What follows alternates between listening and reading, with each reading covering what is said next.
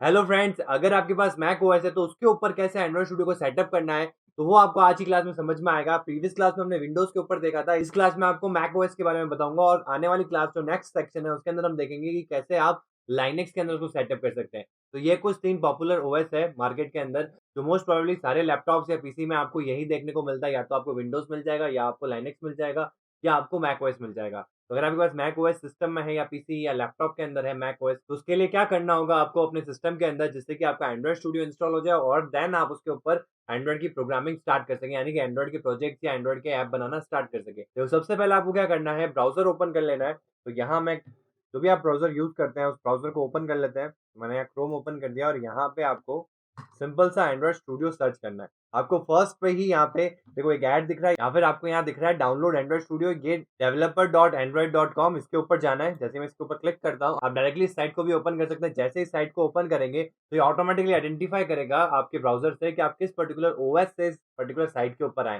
That means अगर आप Mac OS के थ्रू आए तो यहाँ पे ऑटोमेटिकली आपको बता देगा कि download Android Studio 4.1.2 for Mac. ठीक है।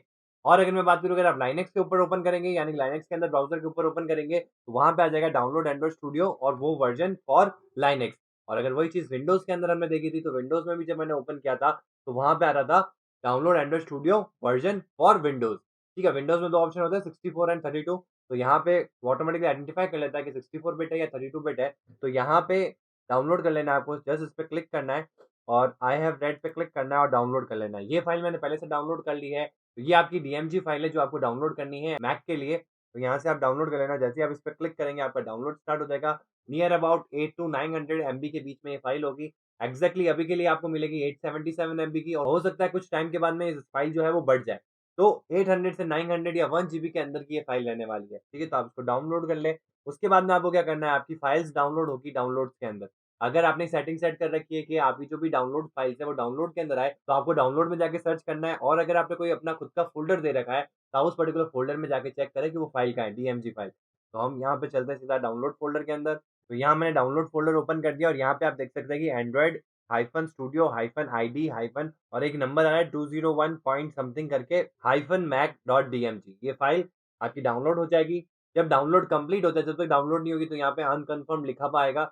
जब वो कंप्लीट हो जाए तो आपका कुछ ऐसा दिखेगा। अब आपको क्या करना है, इसको इंस्टॉल करना है। इंस्टॉल करने के लिए आपको सिंपल सा इसको ड्रैग करना है, पकड़ के यहाँ से हमने पकड़ा, इसको ड्रैग करना है एप्लीकेशन के ऊपर। तो यहाँ पे आपको लेफ्ट हैंड साइड में एप्लीकेशन दिख जाएगा, इसके ऊपर आपको सिंपल सा ड्रैग कर देना है। जैसे ही मैं इस पे क्लिक करूंगा तो इस पे ड्रैग हो जाएगा। अब ड्रैग होने के बाद में यहाँ पे आप देख सकते हैं कि आपका जो एंड्रॉइड स्टूडियो है वो यहाँ पे आ चुका है। ये फाइल आई अभी इंस्टॉल नहीं हुआ, आपको इसके ऊपर डबल टैप करना है। जैसे आप इस पर डबल टैप करेंगे तो यहाँ ऑप्शन आएगा ओपनिंग एंड्रॉइड स्टूडियो आईडी। ये ओपन करने के बाद में एक डायलॉग बॉक्स आएगा जहाँ पे आपको ड्रैग करके उसको इंस्टॉल पे ले जाना होगा, जैसे कि आप देख सकते हैं। तो ऐसे विंडो आपके सामने ओपन होगी। आपको क्या करना है, इसको ड्रैग करके इसके ऊपर ले जाना है। जैसे आप इसको ड्रैग करेंगे प्लस का ऑप्शन आएगा, आप इसको ड्रॉप करते हैं। यहाँ पे ड्रॉप करने के बाद में ये इंस्टॉलेशन स्टार्ट हो जाएगा। देखो कॉपिंग करके स्टार्ट हो गया है। कॉपी करने के बाद में ऑटोमेटिक इंस्टॉल करेगा और आपका एंड्रॉइड स्टूडियो जो है वो ओपन हो जाएगा। तो अब इसको आप क्लोज कर दें। क्लोज करने के बाद में आप जब वापस एप्लीकेशन वाला टैब खोलेंगे, एक बार मैं आपको बड़ा करके बताता हूँ यहाँ पे। तो यहाँ पे जो आइकन है, अब एंड्रॉइड स्टूडियो वाला आइकन आ चुका है, आपको इस पे क्लिक करना है। जैसे आप इस पे क्लिक करेंगे ये अब स्टार्ट हो जाएगा। तो यहाँ पे ऑप्शन आ रहा है Android studio is an app downloaded from the internet. तो ये ऑप्शन पे आपको क्या कर देना है, ओपन कर देना। ठीक है। या फिर इसकी सेटिंग जो है बाय डिफॉल्ट आप चेंज कर सकते हैं। तो बार बार जो डायलॉग बॉक्स आता है ये नहीं आएगा, बट ये सिक्योरिटी पर्पज से आता है क्योंकि हमने इसको ऐप स्टोर से डाउनलोड नहीं किया है, इसकी ऐप नहीं है। हमने मैन्युअली इसको डाउनलोड करके इसको इंस्टॉल करने की कोशिश करी, इसलिए डायलॉग बॉक्स आता है। आपको इसको ओपन कर देना है एंड इसको ओपन करने के बाद में तो यहाँ पे हमारा एंड्रॉइड स्टूडियो ओपन हो चुका है। जैसे ये ओपन हो रहा है तो अब यहाँ पे देखो एक एसडीके को डाउनलोड कर रहा है। एसडीके क्या होता है, सॉफ्टवेयर डेवलपमेंट किट।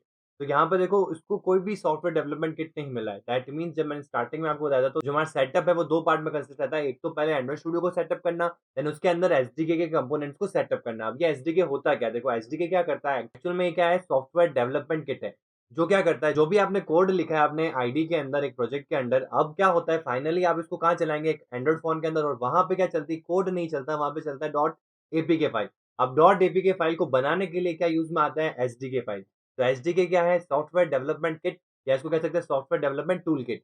तो क्या करता है, आपके कोड को कंबाइन करके बनाता है एक डॉट एपीके फाइल। तो मैं आपको एकदम बेसिक डेप्थ में नहीं बता रहा हूँ कि अंदर बैकग्राउंड में होता क्या, लेकिन अगर हमको ओवरऑल देखना है तो क्या करता है, वो जो भी आपने कोड लिखा है उस कोड को कन्वर्ट कर देता है, उसको बिल्ड करके इसमें कुछ बिल्ड स्क्रिप्ट्स होती हैं, उन स्क्रिप्ट्स को रन करके वो आपके कोड को कन्वर्ट कर देता है .apk फाइल के अंदर, एप्लीकेशन पैकेज किट के अंदर, ताकि ये फाइल जब एक एंड्रॉइड स्टूडियो पे जाएगी तो वो वहाँ पे इंस्टॉल कर पाएगा और आपकी ऐप को रन कर पाएगा। तो उसके लिए हमको क्या करना पड़ेगा, इस एसडीके को सेटअप करना पड़ेगा। तो यहाँ पे आ रहा है missing SDK, no Android SDK found. इसके लिए आप क्या कर सकते हैं, एसडीके की जो फाइल्स होती है वो प्लेटफॉर्म इंडिपेंडेंट होती है। दैट मीन्स जो एंड्रॉइड स्टूडियो है वो डिफरेंट डिफरेंट हो सकता है, जैसे कि लाइनेक्स के लिए आपको डिफरेंट तरीका यूज करना पड़ेगा, विंडोज के लिए अलग तरीका, मैक के लिए अलग तरीका, लेकिन जो एसडीके फाइल्स है वो सेम हो सकती है। यानी मेरे कलीग ने अगर विंडोज पे सेटअप कर रखा है, उसने एसडीके डाउनलोड कर रखा है, तो वही सारी फाइल्स मैं अपने मैक के अंदर पेस्ट कर सकता हूँ और उसका जो पाथ है वो यहाँ एसडीके में सेट कर सकता हूँ।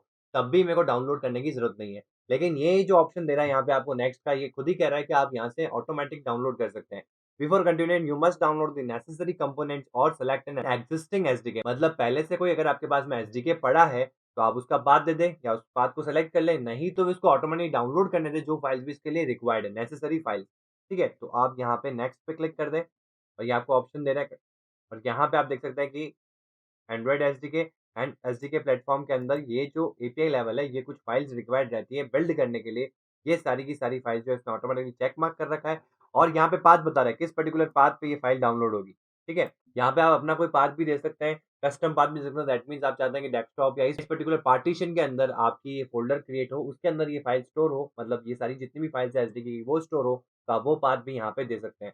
ठीक है, बाय डिफ़ॉल्ट ये आपके जो यूज़र्स हैं उसके अंदर जो भी यूज़र का नेम वो यहाँ पे आएगा, देन लाइब्रेरी, देन उसके बाद में Android and then SDK. Then हम यहाँ कर देते हैं नेक्स्ट। जैसे मैं नेक्स्ट पे क्लिक करूँगा तो इतनी सारी फाइल्स का जो कंपोज़िशन है वो ये बता रहा है कि ये फाइल्स के रिक्वायरमेंट है और इनका कंपोज़िशन ऐसा रहेगा कि एंड्रॉइड एमुलेटर की इतनी फाइल्स होगी, एसडीके बिल्ड टूल्स की इतनी साइज़ होगी एंड सारी जो भी रिक्वायर्ड कंपोनेंट्स यानी कि नेसेसरी कंपोनेंट्स है वो यहाँ पे डाउनलोड हो जाएँगे।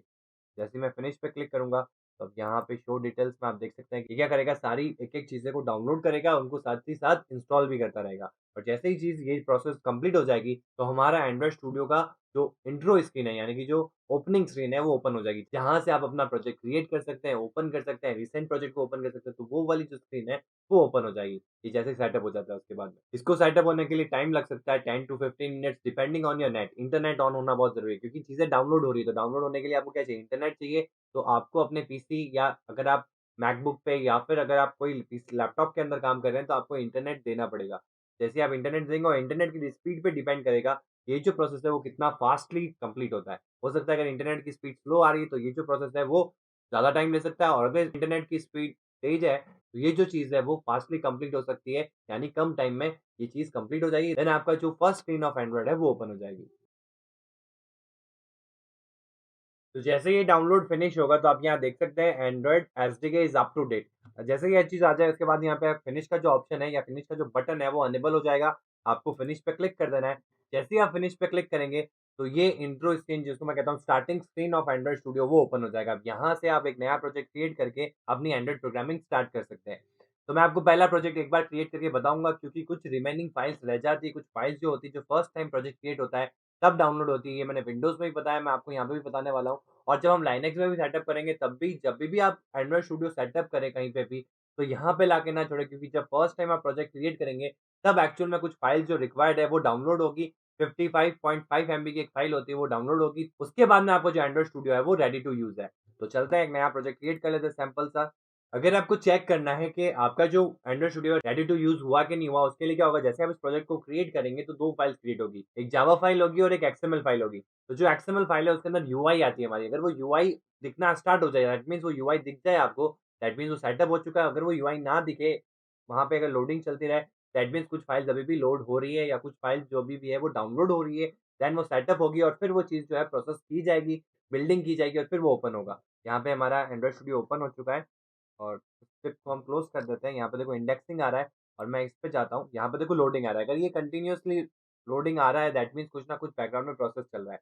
जैसे ही प्रोसेस कंप्लीट हो जाएगा तो यहाँ पे आपको वो यूआई दिखेगी, मतलब जो आपकी स्क्रीन होती है एंड्रॉइड की वो दिखेगी क्योंकि यहाँ पे हम यूआई डिज़ाइन करते हैं। तो वो अगर आपको दिख जाए दैट मीन्स आपका जो एंड्रॉइड स्टूडियो है वो रेडी टू यूज़ है। तो यहाँ पे आप देख सकते हैं कि मेरे को स्क्रीन दिख रही है यहाँ पे स्क्रीन के ऊपर, ये हमारी स्क्रीन है एंड यहाँ पे हमारी कोडिंग होती है। तो अगर ये आपको विजिबल हो जाए दैट मीन्स कि आपका जो एंड्रॉइड स्टूडियो है उसमें जितनी भी रिक्वायर्ड फाइल्स है वो डाउनलोड हो चुकी है, एसडीके सेटअप्ड है, आपका एंड्रॉइड स्टूडियो अच्छी तरह से इंस्टॉल हो चुका है। अब ये रेडी टू यूज़ है। अब आप इसमें एंड्रॉइड ऐप डेवलपमेंट स्टार्ट कर सकते हैं। तो इस क्लास के लिए इतना ही। Thank you.